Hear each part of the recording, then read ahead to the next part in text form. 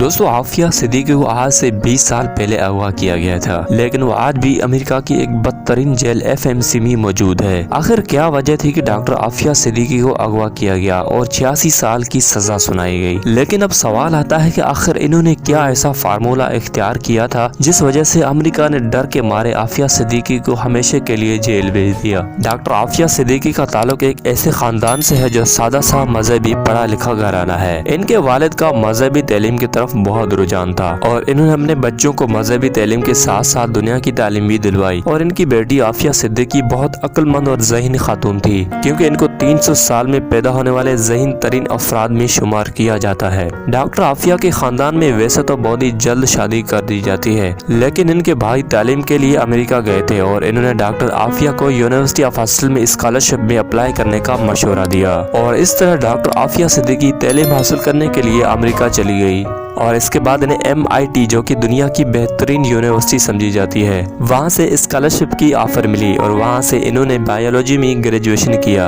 اور اپنی ریسرچ کی کامیابی میں ایوارڈ بھی اپنے نام کیا، اور اس کے بعد انہوں نے PhD بھی کی۔ دوستو کہا جاتا ہے کہ انہوں نے اپنی تعلیم کے دوران ایک ایسی ریسرچ بھی کی جو امریکہ کے بڑے بڑے سائنسدانوں کی آنکھیں کھلی کی کھلی رہ گئی، کیونکہ اس ریسرچ کو استعمال کرتے ہوئے کسی بھی ملک کے لیے ایک اچھا دفاعی نظام بنایا جا سکتا تھا، یعنی بہت بڑے طاقتور ہتھیار بنائے جا سکتے تھے۔ جیسے ہی امریکہ کے سائنسدانوں کو پتہ لگا تو انہوں نے امریکہ کے اداروں کو اس بات کی خبر دی اور ان کو بتایا کہ ڈاکٹر عافیہ صدیقی کے پاس بہت ہی عام ریسرچ موجود ہے، اگر وہ پاکستان کے ہاتھ لگی تو ہمیں بہت نقصان پہنچے گا۔ دوستو ڈاکٹر عافیہ صدیقی کو اندازہ تھا کہ اگر یہ ریسرچ امریکہ کے ہاتھ لگی تو وہ ہمیشہ کے لیے مسلمانوں کے خلاف استعمال کریں گے، اسی وجہ سے ڈاکٹر عافیہ صدیقی نے وہ ریسرچ اپنے پاس چھپائے رکھی۔ عافیہ صدیقی ایک نہایت اور ذہین خاتون تھی۔ انہوں نے اپنے ذہن کو بہتر طور پر استعمال کر کے ایک ایسا پلان تیار کیا تھا جس وجہ سے مسلمانوں کو قرآن کی صحیح معنوں میں تعلیم دی جاتی۔ انہوں نے اپنے پڑھائی کے دوران تعلیمی اداروں میں کچھ ایسی تقاریر بھی کی جس میں انہوں نے اس بات کا اظہار بھی کیا کہ اب مسلمانوں کو ایک ساتھ مل کر کھڑے ہونا چاہیے۔ عافیہ صدیقی بچپن سے ہی مسلمانوں کو قرآن کی تعلیم دلوانا چاہتی تھی۔ ان کا پلان تھا کہ بچے قرآن کریم پر فوکس کرتے ہوئے دنیاوی تعلیم بھی قرآن کے ساتھ حاصل کرے، کیونکہ وہ بزنس کے اصول قرآن سے سیکھیں گے اور انہیں سب کچھ قرآن کے ذریعے ہی سکھایا جائے گا۔ ایک ملک چلانے کا اصول اور محمد صلی اللہ علیہ وسلم کی زندگی سے سکھایا جائے گا۔ دوستو ڈاکٹر عافیہ صدیقی کی شادی امجد خان سے ہوئی تھی۔ 1996 میں ان کا پہلا بیٹا احمد پیدا ہوا، لیکن ان کی شادی شدہ زندگی خوشگوار نہیں تھی اور 2002 میں طلاق ہو گئی۔ عافیہ کے 2 بیٹے احمد اور سلیمان اور ایک بیٹی مریم ہے، لیکن اس کے بعد عافیہ صدیقی کے شوہر ان پر الزام لگاتے رہے اور کہتے رہے کہ یہ ایک خطرناک خاتون ہے جو دہشت گردی میں ملوث ہے، لیکن اس سب کے باوجود بھی ان کے شوہر نے ان تینوں بچوں کو مکمل کسٹڈی ڈاکٹر عافیہ کو دے دی۔ دوستو کچھ رپورٹ کے مطابق عافیہ کے شوہر امریکہ کی طرف سے کی گئی سازش میں ملوث تھے اور وہ اس مقصد کے لیے بھیجے گئے تھے کہ ڈاکٹر عافیہ سے ان کی ریسرچ حاصل کرنے کی کوشش کرے، لیکن جب کامیاب نہ ہوئے تو عافیہ کو طلاق دے دی اور اسی دن سے ڈاکٹر عافیہ کو اغوا کرنے کا منصوبہ بنایا گیا۔ عافیہ صدیقی امریکہ میں 12 سال رہنے کے بعد اپنے وطن واپس آ گئی، لیکن 2003 میں 31 مارچ کے دن کراچی میں عافیہ اپنے 3 بچوں کے ساتھ ایک ٹیکسی میں سوار تھی اور اچانک سے ٹیکسی کو کچھ نامعلوم لوگوں نے روک کر ان چاروں کو ٹیکسی سے نکال دیا